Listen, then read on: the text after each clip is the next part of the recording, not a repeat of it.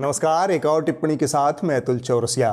बीते दिनों किसानों के आंदोलन से एक दिल दहला देने वाली खबर आई।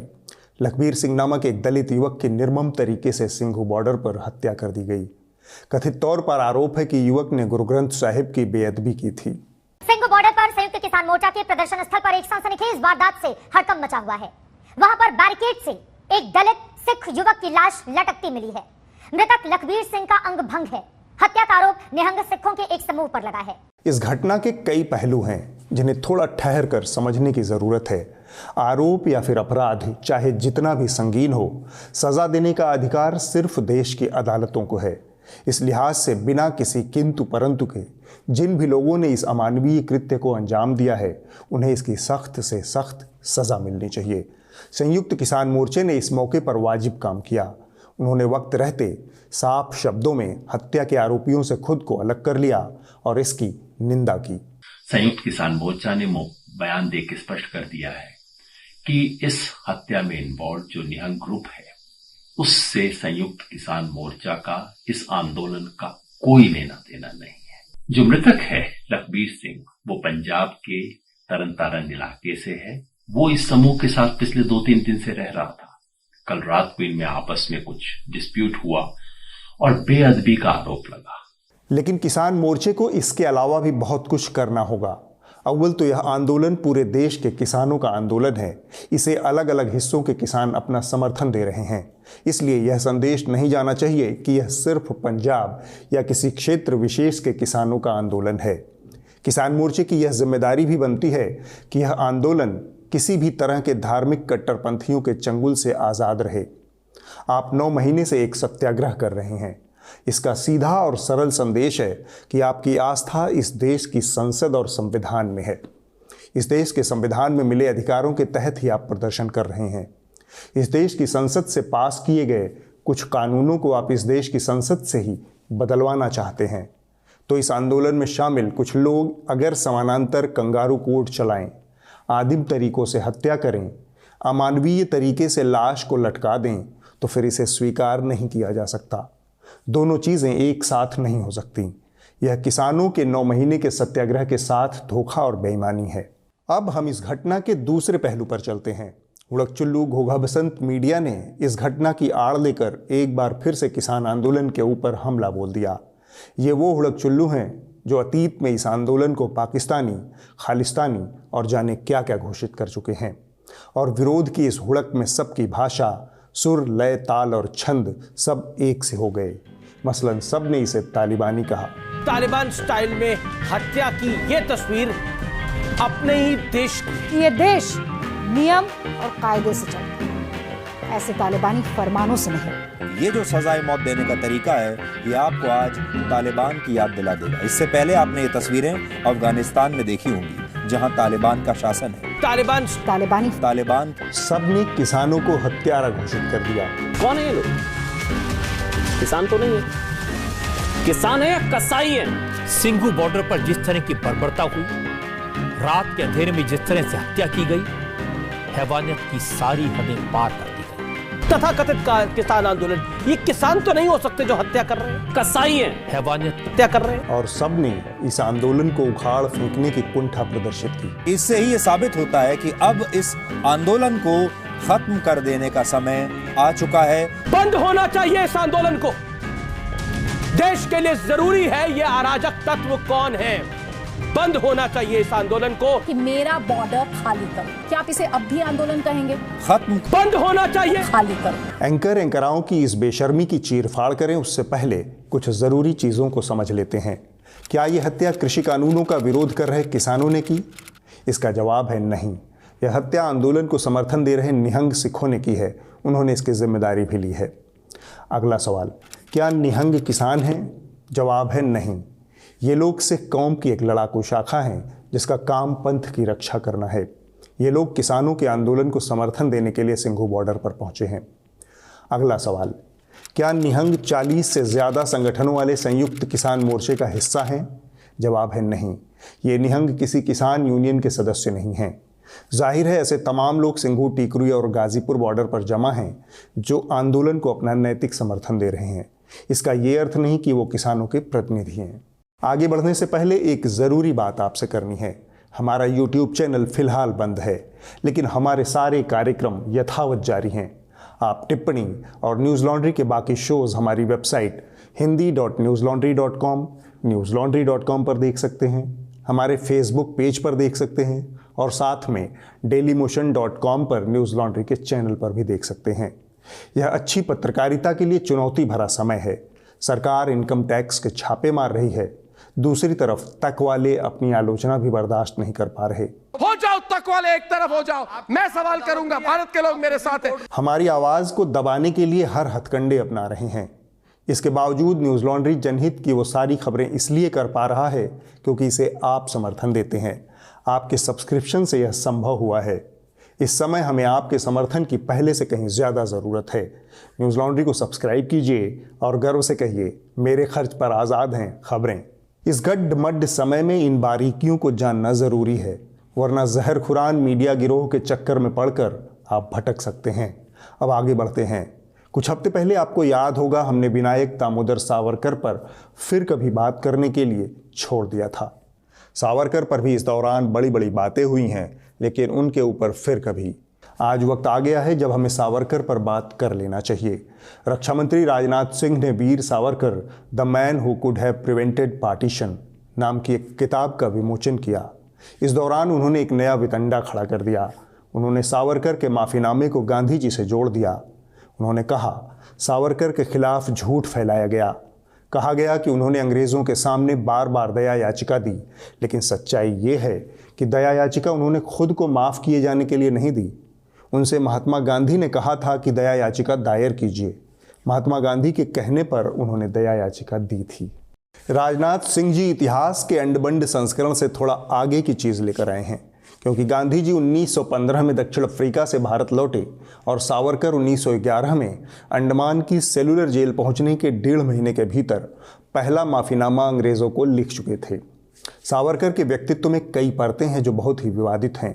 हम सावरकर की सियासत और उनके व्यक्तित्व को जानें, उससे पहले उनके बारे में एंकराओं की जो जानकारी है उसे जान लेते हैं। मसलन तिहाड़ शिरोमणि को पता है कि आज़ादी के आंदोलन में गांधी जी से बड़ा भी कोई आंदोलनकारी था, उसका नाम सावरकर था। यानी इससे यह साबित होता है कि अंग्रेजी सरकार उस समय सावरकर को अपना सबसे बड़ा दुश्मन मानती थी और वो भारत के लोगों के लिए सबसे बड़े क्रांतिकारी थे। ये बात आप याद रखिएगा, वो सबसे बड़े क्रांतिकारी थे उस समय और अंग्रेजों के सबसे बड़े दुश्मन थे। महात्मा गांधी से भी बड़े थे। उनका जो कद था उस समय महात्मा गांधी से बड़ा था, क्योंकि महात्मा गांधी तब इस पूरे सीन में आए नहीं थे। बीएनडी के इतिहास बोध पर आपको वैसे भी यकीन नहीं करना चाहिए, क्योंकि इसका बेसिक फंडामेंटल ही चौपट हुआ पड़ा है।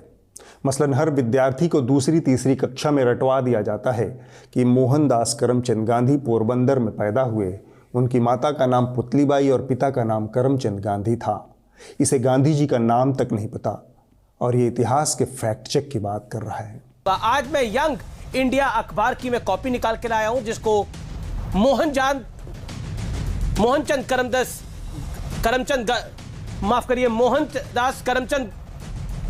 करमचंद गांधी ने एडिट किया है। एमके गांधी साहब ने एडिट किया है। रिपब्लिक वाले ऐश्वर्य का सारा ऐश्वर्य इस बात में है कि वो सरकार बहादुर की कितनी खुशामद कर सकता है।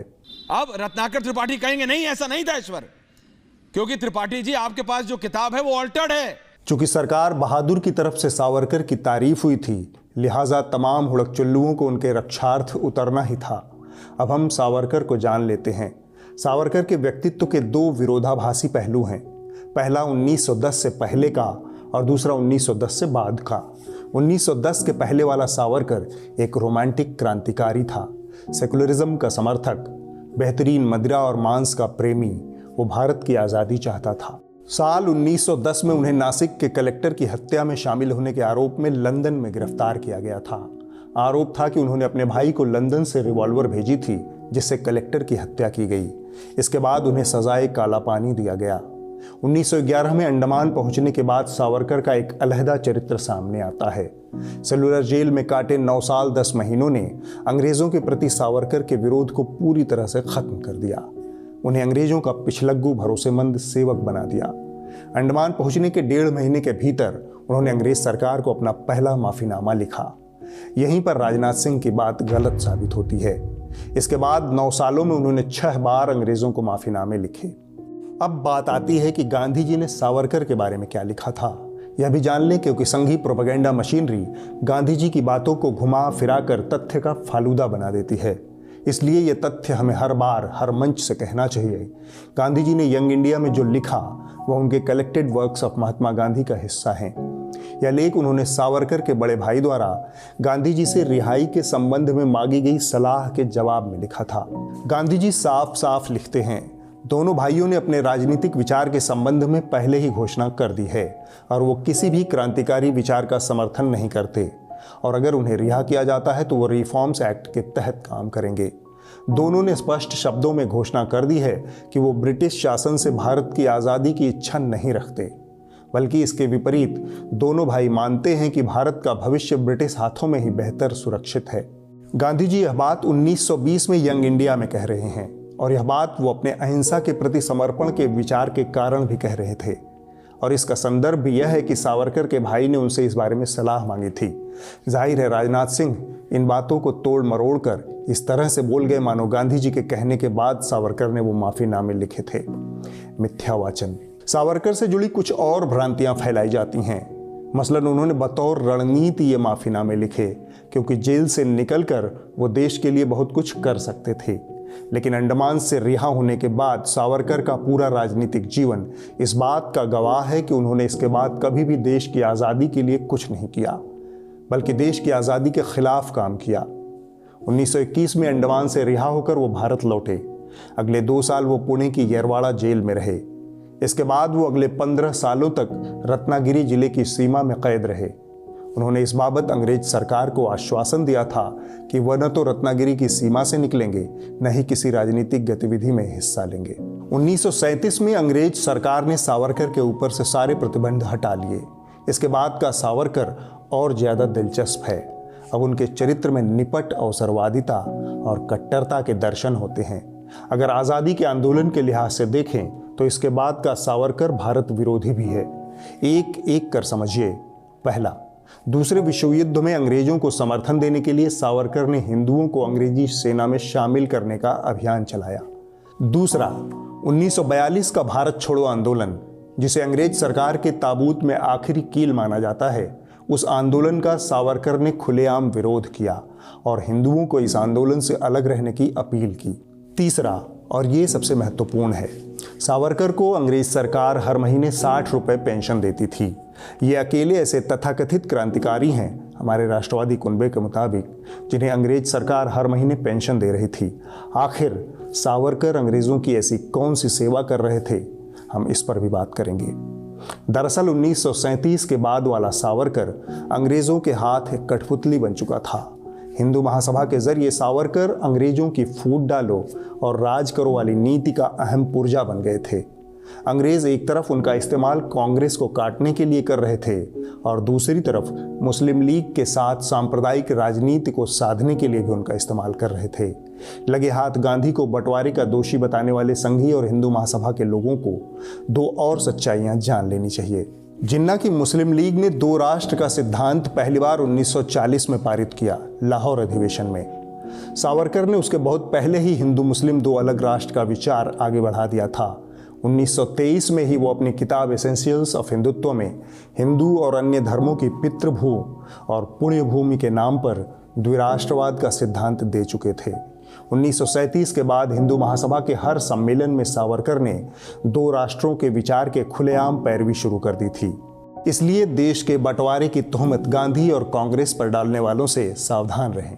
सावरकर ने निपट अवसरवादिता का प्रदर्शन उस वक्त भी किया जब 1941 में इसने पाकिस्तान समर्थक मुस्लिम लीग के साथ बंगाल और नॉर्थ वेस्ट फ्रंटियर प्रोविंस में गठबंधन की सरकारें बनाई। यह सावरकर की अवसरवादिता का चरम बिंदु है, जिसमें श्यामा प्रसाद मुखर्जी भी शामिल थे। महात्मा गांधी की हत्या में सावरकर की भूमिका एक अलग विषय है, इस पर बाद में कभी बात करेंगे। एक बार फिर से खबरिया चैनलों के संसार में लौट चलते हैं। एक नए हुड़कचुल्लू का जन्म हुआ है, नाम है सुशांत, लेकिन अंदर से बेहद अशांत। गांधी जी ने लिखने कहा या नहीं कहा, मेरे लिए तो ये मुद्दा ही नहीं है। गांधी जी ने कह दिया तो ठीक हो जाएगा और गांधी जी नहीं कहेंगे तो नहीं ठीक होगा। ये इस देश में नहीं चलेगा। मेरे बच्चे, गांधी मुद्दा हैं और रहेंगे, वरना तुम्हारे आका को हर बार अमेरिका में गांधी नाम का जाप नहीं करना पड़ता। खैर, ये जो माट साहब हैं वो खबरें नहीं देते, पाठशाला चलाते हैं। बीते दिनों इनकी पाठशाला में एक बड़ी चिंता सामने आई। आखिर हम नोबेल प्राइज़ या ओलंपिक मेडल्स क्यों नहीं जीत पाते? 100 साल में सबसे ज्यादा नोबेल अवार्ड किसको मिला? अमेरिका को 383। आबादी कितनी है? 33 करोड़। ब्रिटेन को कितना मिला? 132। आबादी कितनी है? 6 करोड़। जर्मनी को 108 मिला। और आबादी कितनी है? 8 करोड़। ये लोग यूपी से भी छोटे कम आबादी वाले देश हैं। फ्रांस को 68 नोबेल मिला, आबादी है 6.5 करोड़ से थोड़ी ज्यादा। स्वीडन को 32 मिला, 1 करोड़ की आबादी है। दिल्ली में उससे ज्यादा लोग रहते हैं। रूस को 31 नोबेल अवार्ड में पुरस्कार मिला, वहां 14.5 करोड़ की आबादी है। स्विट्जरलैंड को 28 मिला, आबादी 86 लाख है। जापान को 28 नोबेल पुरस्कार मिला, आबादी 12.5 करोड़ है। और भारत को 130-140 करोड़ की आबादी में कितना है? 5। हम बताते हैं क्यों नहीं जीत पाते। इसको एक उदाहरण से समझिए। आज भारत में आप जैसे टेलीविज़न पत्रकार जिस तरह की पत्रकारिता कर रहे हैं, उसमें कोई भी पत्रकार कभी पुलित्ज़र पुरस्कार पाने की उम्मीद नहीं कर सकता। चरण चंपन, तेल मालिश, चापलूसी और चिंदी चोरी की मानसिकता में अच्छी पत्रकारिता नहीं हो सकती। इसलिए इस तरह के पत्रकारों को कभी पुलित्ज़र नहीं मिल सकता। पुलित्ज़र पाने की पहली शर्त आज़ाद ख्याली है। दिमागों का उन्मुक्त और भयमुक्त होना ज़रूरी है। संविधान के प्रति समर्पित होना होगा, न कि किसी सरकार या राजनीतिक दल के प्रति। नागरिकों के प्रति समर्पित होना होगा, न कि किसी धर्म या संप्रदाय के प्रति। वो तुमसे होगा नहीं। इसी तरह नोबेल जीतने के लिए शिक्षा का उत्कृष्ट माहौल होना चाहिए। दिमागों में भय या द्वेष की बजाय निर्द्वंद आज़ादी होनी चाहिए। और तुम समर्थन करते हो शट JNU। आप सवाल करेंगे कि सरकार इन दलितों पिछड़ों के बच्चों को इतना पढ़ाती क्यों है। आप कहेंगे यह तो पैसे की बर्बादी है। तो फिर नोबेल आपको नहीं मिलेगा मिस्टर अशांत सिन्हा। याद है तुमने कार्यक्रम के अंत में क्या कहा था? कि ये क्यों होता है कि 140 करोड़ की आबादी में 5 नोबेल पुरस्कार मिला है इतने सालों में? कल बताऊंगा। पर अगले दिन तुमने तो कुछ बताया नहीं, इसलिए हमने बता दिया। अब वक्त है इस हफ्ते की रिपोर्ट का। जो कही जा रही थी बातें कि अंदर में भी सोशल डिस्टेंसिंग का ख्याल रखा जाएगा। ट्रेनें तो खुल दी हैं, लेकिन कैसे स्टेशन पर thousands of the migrants workers in different groups walking. इस हफ्ते की रिपोर्ट इंडिया न्यूज़ से है। यह रिपोर्ट फिल्मी दुनिया के हरफनमौला कलाकार और बेमिसाल गायक किशोर कुमार के गृह जिले खंडवा से है।